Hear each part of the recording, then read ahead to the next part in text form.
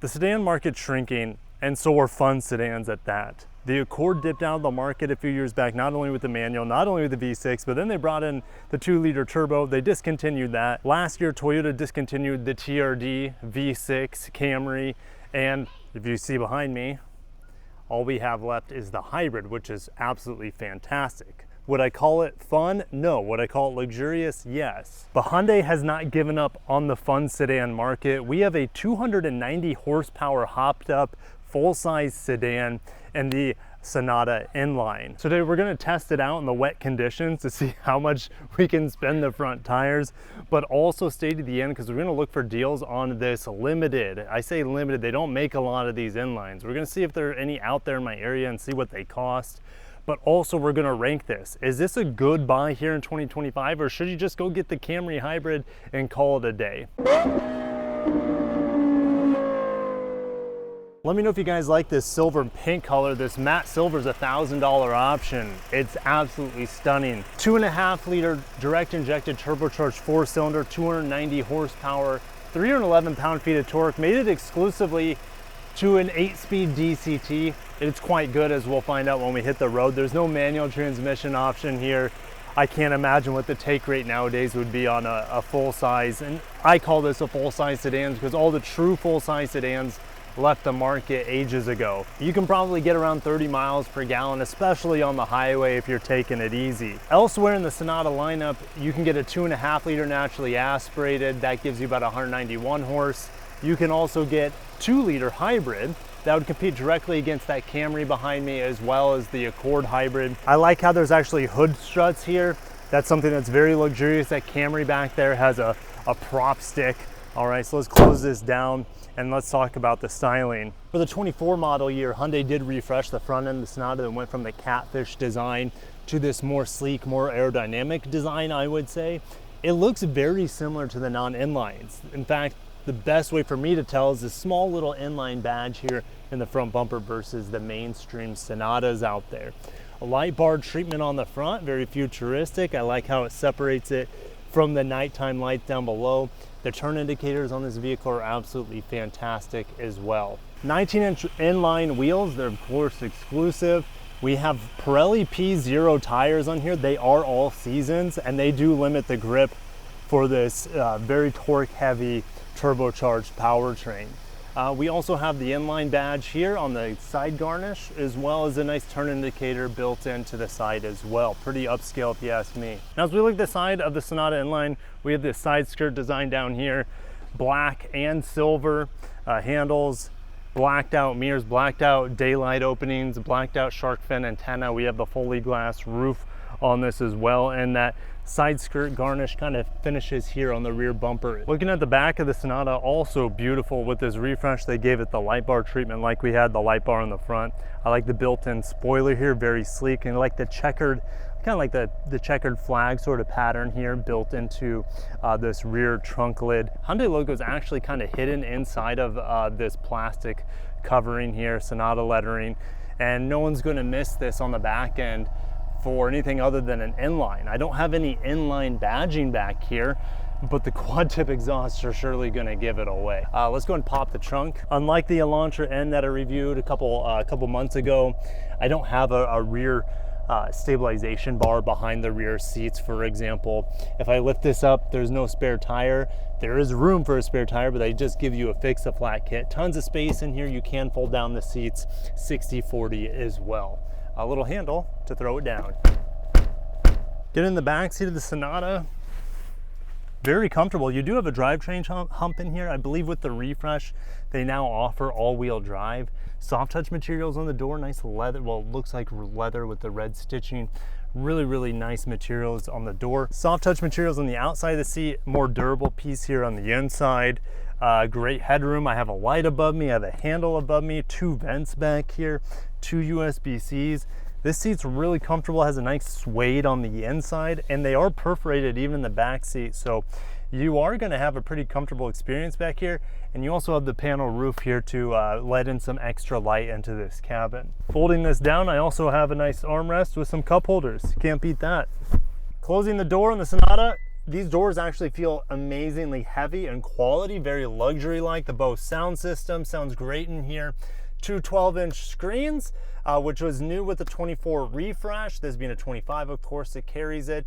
This looks very much like the light bar on the brakes, for example, so I like that continuity here. Material soft touch on the dash. Materials on the leather steering wheel are quite good. The stitching's fine. N badge here is quite cool. No longer do I have a Hyundai logo here. They replaced it with the Morse code, the 4 dots for H. This is new for me in a Sonata anyways. They used to have a shifter. Well, now it's right here, okay? It's very, I don't know, modern Hyundai of them. You see it in the Ioniq 5, you see it in the Santa Fe, the Palisade that I just got out of, for example. So it's, yeah, it's fine. It clears this area up. I do have a wireless charger here. I changed my drive modes right here. I have auto brake hold. I don't have a 360 camera, just a high-res backup camera, which is fine with me. I have an additional phone holder here, 2 big cup holders lifting up the storage, carpet lined there. I have Sonata mats in here, aluminum pedals and whatnot. Also the climate control, look at this. Look how simple it is to manage. You press for auto and then change the temperature. If I want fan speed control, it's right here. It's not hidden in a menu or through a touch screen. Yes, this portion is touch capacitive, but it's fine. All right, and the seats in here are amazing. They're really comfortable, not too much bolstering. It's just a very cozy experience up here in the front seat. But I'm ready to start driving this Sonata N Line in wet conditions. It's gonna get crazy out there. I don't know, maybe I should keep traction control on, or you only live once, so maybe we'll take it off. I just turned off traction control, wet conditions here, and we're just gonna hammer down.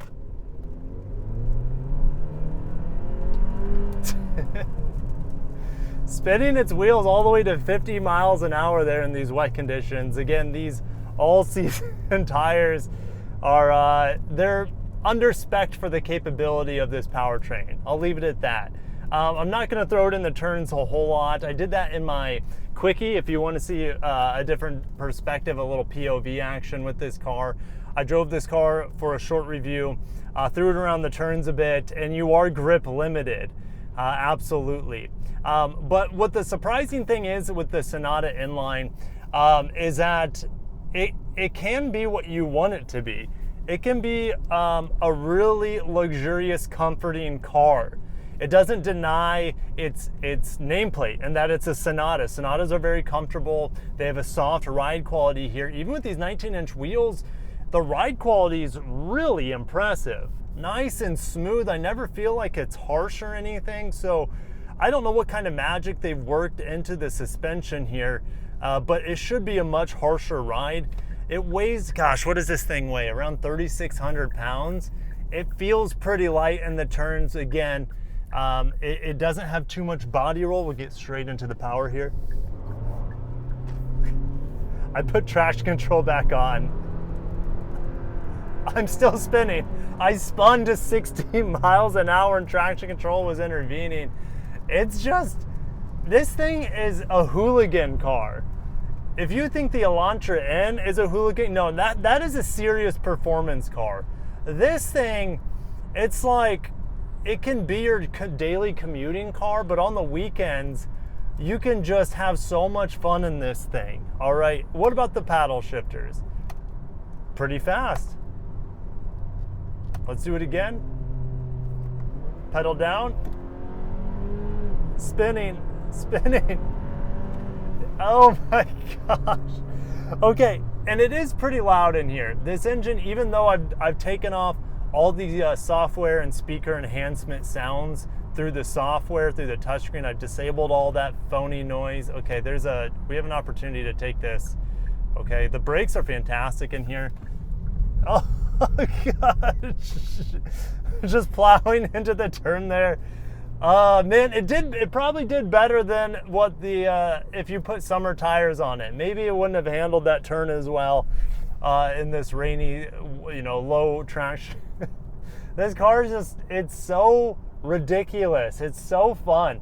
It's so unsuspecting. Yes, a quad tips might trigger some people next to you to challenge you at the stoplight or whatever, but like, it's still kind of a dorky Sonata underneath. They did everything they could with this refresh to make it look futuristic and edgy and RoboCopy, but it's still that cream puff of a Sonata underneath this more aggressive clothing, which is funny because in my other sedan that I reviewed this week, the incredible Camry LE Hybrid, that's like a Lexus and a Toyota's shell. This thing, in some ways, I feel like it's a Genesis.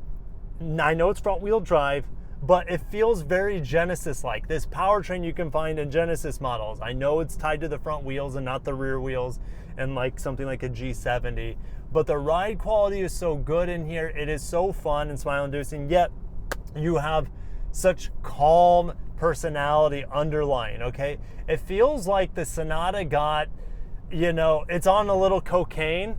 I don't know if I can say that on YouTube, probably. It feels like it's on a Red Bull, like a triple shot of espresso plus Red Bull 4 Loko. All right, when you want it to. When you want it to, it'll do it. It's not in its inherent nature to do it though, but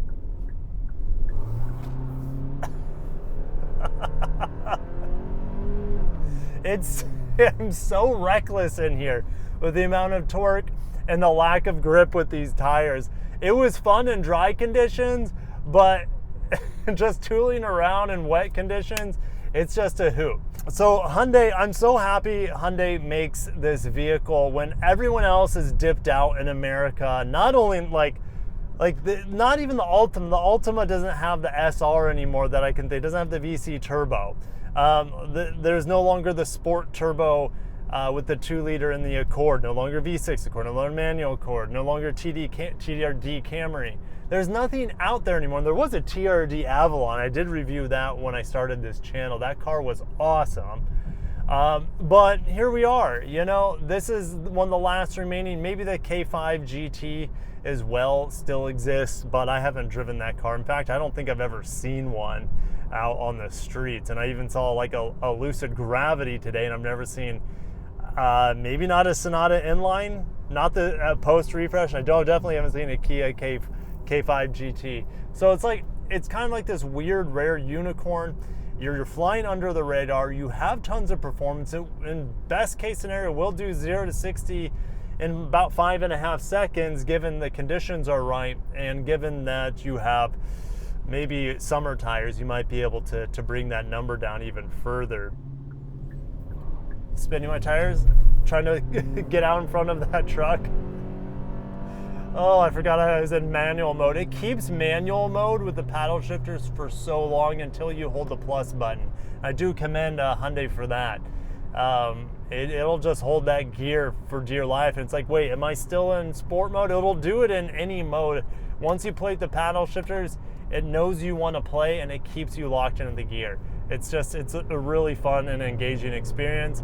It's not as good as a manual, of course, but this 8-speed DCT is still engaging and fun to play with. All right, so let's get in the office. Let's see what's available in my area, if there are any Sonata N lines, and we'll put on the spreadsheet and grade it against all the cars I reviewed here in 2025. There are not that many Sonatas in my area, only 470, but we're squarely focused on the N line, which there are only 44. But check this out.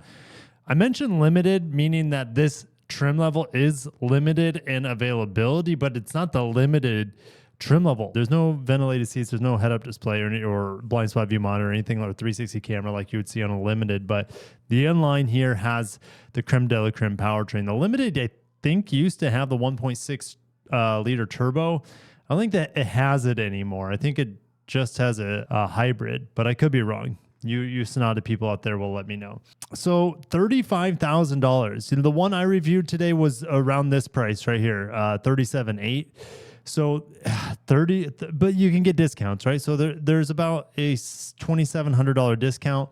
What do I think of it at $35,000? Well, there's nothing that really competes with it. You might say the Kia K5, but we got to focus on the GT, which are there only 4 in my area. You can get an N Line Sonata and better availability than the Kia K5 GT, and these are on discount as well for a couple grand. And I would take the Sonata over it, honestly. What competes with them? Well, now that all the other competitors are gone, do we have to look at smaller vehicles? I mean, you could get a WRX. You get WRX in an automatic, right?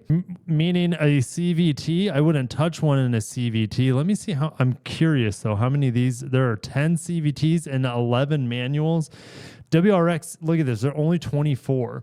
There used to be far more availability, but like, who's buying a WRX for over $40,000? What world are we living in? This is bonkers. Okay, that's why WRX sales are completely in the gutter. They're gonna probably kill this and then try to bring it back as a, who knows, an SUV WRX or something. Who knows? Subaru is pretty much just a crossover brand at this point, with this car holding on for dear life as well as the BRZ holding on for dear life. Type R, that's, I mean, a totally different thing. I know it's turbocharged front wheel drive, but outside of that, that's kind of where the similarities end. This is more a direct competitor to the Elantra N. There are 43 GR Corollas in my area. I wonder how many of them are automatics. Actually, half of them, 20 of them are automatic. And they cost quite a bit more. We're talking 40 to 45,000 essentially. This is on discount. You can get GR Corolla for $2,000 off right now. The market's really cooling on all cars, but especially sports cars are typically the first ones to get hit because they're oftentimes a second or a third car with a slowdown in the market. Toyota's not really seen much of a slowdown, but look at this. This is a $5,000 off of MSRP, so they're coming down. Would I pick a GR Corolla Core over a Sonata N Line? And the answer is absolutely, if they're the same price. So it's tough because, you know, you have other performance vehicles that are slightly smaller than the Sonata. There's just nothing really to compare directly to. So where do I put the Sonata N Line? A Survivor, it's the last of its kind, essentially, as a higher performance, bigger sedan. That's not a luxury vehicle, of course. All right. Fun front wheel drive burnouts any way you want it. Engaging 8-speed, I should probably say that. Fun paddle shifters, how about I say that? It's an engaging vehicle. It's a solid all-rounder. On the highway, you should easily be able to get mid-30s fuel economy. It's comfortable. The ride quality is good. The seats are great. Ergonomics are great. Interacting with the vehicle, the HMI is fantastic. I would take a Prius over it. I like the styling of the Prius and the fuel economy of it. But the Prius is still just a complete, there's nothing to compare this vehicle to. Jetta GLI, that might be the most similar now that I'm looking at it.